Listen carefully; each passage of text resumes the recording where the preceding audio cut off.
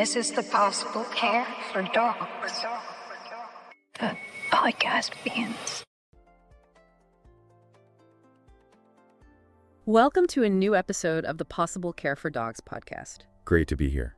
Today, we're taking a deep dive into the article Field Spaniel Health, Essential Best Practices for a Happy and Healthy Life. Ah, yes, the Field Spaniel. Such a unique breed. Really getting into the details of their health is key, I think. Absolutely. And for anyone listening who maybe hasn't met one, the Field Spaniel is this medium-sized sporting dog, really gentle, very affectionate. Mm-hmm.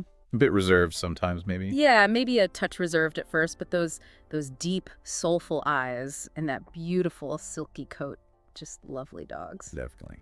So our goal today is to really dig into this article, look at these best practices and what they really mean for keeping a Field Spaniel happy and healthy long term. Sounds good. Where should we start? Common health issues. Let's do that. The article flags hip dysplasia pretty early on. That's a big one for Spaniels, isn't it?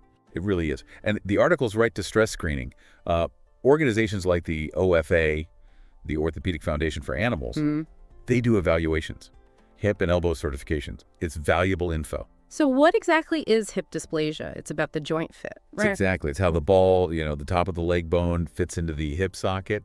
If it's a poor fit, loose. It causes instability, can be painful, and eventually leads to arthritis down the line. Supplements can help manage things, sure, but screening tells you if there's an underlying issue you need to watch. Got it. Okay, something else mentioned is ear infections, those gorgeous long ears. Ah, yes. The classic spaniel ears. Beautiful, but they do trap moisture, create that warm, damp environment inside. So that's why the weekly cleaning the article mentions is so important. Precisely. It gets rid of the buildup, the wax, any debris, stops it before it becomes an infection. It's a simple thing, really, but saves a lot of trouble. Right. The article also brings up hypothyroidism, the thyroid gland not working hard enough.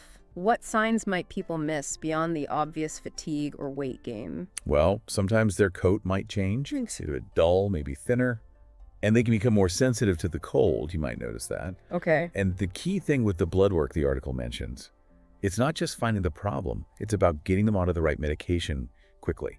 That can make a huge difference to their energy, their whole vitality. And then eye conditions. Cataracts and PRA, progressive retinal atrophy. PRA sounds, well, pretty serious. It is, unfortunately. Cataracts mean the lens gets cloudy, blocks vision. PRA is the cells at the back of the eye, the retina, they sort of gradually stop working. Leading to blindness eventually. Yes, over time. And the article references that study, which is really important because it highlights that PRA is often inherited. Ah, so genetics play a big role. A huge role. Genetic testing can find carriers early on. That's vital for breeders, obviously, but also for owners, just to know the potential risks as their dog gets older. It allows you to prepare, manage things proactively. That's really useful information. Okay, let's switch gears to nutrition. What are the main feeding takeaways from the article? It suggests a pretty sensible approach. A good quality, balanced diet, but crucially controlled portions. About 1.5 to 2.5 cups a day, split into 2 meals. Splitting it helps, doesn't it? Digestion, energy level. Yeah, keeps things more stable through the day. And it specifically mentions low-fat food. Why is that so relevant for Field Spaniels? Well, it connects to what the article hints at about their metabolism potentially being a bit sluggish, maybe, compared to some super high-energy breeds. Right, so they can put on weight easily. They can, yeah, if you're not careful with calories. So a lower-fat food can be a good strategy to help them stay lean and avoid all the health problems that come with being overweight. Makes sense. What about supplements? Fish oil, omega-3s, what's the benefit there? Oh, they're great. Those omega-3s, brilliant for the coat. Helps get that lovely Field Spaniel shine. And they have anti-inflammatory properties too, which is good for joints, especially as the dogs get older. The article also references the Purina Lifespan study when talking about weight. What did that show?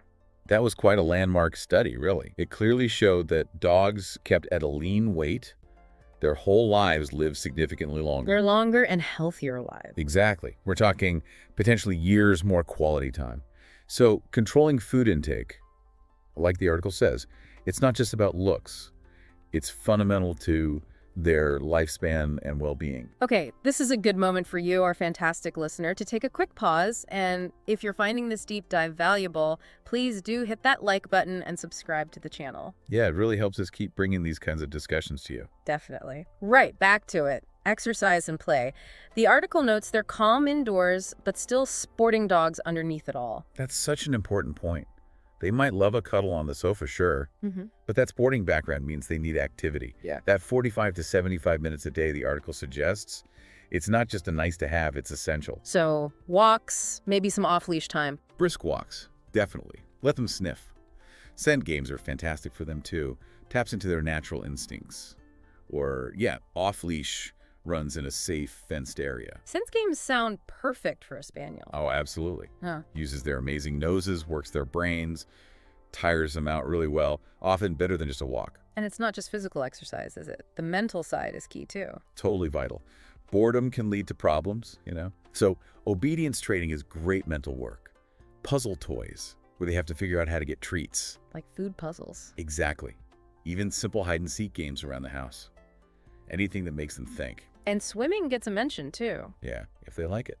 Supervised swimming is brilliant exercise. Low impact, so it's easy on the joints, but still great for stamina and burning energy. Good option, especially for older dogs maybe. Okay, let's talk grooming, keeping that gorgeous coat looking good. Right. Non-negotiable with Field Spaniels. Brushing, like the article says, 2 or 3 times a week with a slicker brush. A slicker brush? That's the one with the fine wires. Yeah, angled wires. Great for getting out loose hair and stopping mats before they start. You really have to be consistent to prevent tangles. They can get quite uncomfortable if left. And bathing. How often? The general advice is every 6 to 8 weeks. Or, if they roll in something disgusting. Of course. But you don't want to overbathe. Strips the natural oils. So stick to a schedule unless they really need it. We mentioned ear cleaning earlier, but the article also says to wipe their eyes gently. Why is that? Mostly for tear staining. It can show up more on their lighter fur around the eyes. Just a gentle wipe with a damp cloth helps stop residue building up, keeps their face clean. And professional grooming every couple of months to keep that elegant look. Yeah, that's a good idea. A pro can really shape the coat nicely, especially trimming around the feet and ears. Deal with any tricky mats, just give them a proper tidy up. Right. Moving on to preventive vet care. Crucial stuff. Absolutely. Regular checkups are the foundation. Annual exams, definitely. And as the article notes, maybe twice a year for senior dogs. Just to catch things earlier as they get older. Exactly. And staying up to date with vaccinations, flea, tick, heartworm prevention. That's just basic responsible ownership, really. Protects them from some nasty diseases. And the article highlights specific screenings, too. Yes, because of predispositions. Screening for thyroid function, like we talked about. Hip evaluations for dysplasia. And regular eye checks for things like PRA and cataracts. Being proactive makes a huge difference. Lastly, the article gives some tips specific to their temperament. Their sensitivity comes up. That's a really key part of who they are. They're sensitive dogs. They respond much better to gentle, positive training. Harsh methods can really backfire, damage that bond you have. They form strong bonds, don't they? Which can sometimes mean separation anxiety. Yeah, that deep connection is lovely, but means they don't always cope well being left alone for really long stretches. Mental stimulation when you are home helps, and getting them used to short periods alone gradually. But avoiding long absences is best if you can manage it. On the plus side, though, that calm, gentle nature makes them good candidates for therapy work, or maybe companions for seniors. Oh, definitely. Their peacefulness, their affection, it can be incredibly comforting. They seem really well suited for those kinds of roles. So, wrapping up this deep dive, what are the absolute must-dos for a long, relaxed, loving life with a Field Spaniel? I'd say it boils down to consistency. Consistent grooming, the right amount of exercise and mental work, a good diet with portion control, regular vet care. Yeah. And just tons of affection and understanding their gentle nature. They might be quieter, like the article says, but their loyalty is really something special. Totally agree. They might not be the loudest dog in the park, but that bond they form with their family, it's incredibly deep. We would absolutely love to hear from you about your experiences with Field Spaniels. Please share your thoughts, any questions you have, suggestions for future topics, and any heartwarming stories about your own gentle Field Spaniels in the comments section below. Yeah, your insights are always great. It helps everyone learn more about these amazing dogs. That's all the time we have for this deep dive. Thank you so much for joining us. Have a beautiful day, take care of your lovely doggies, and we'll see you on the next one.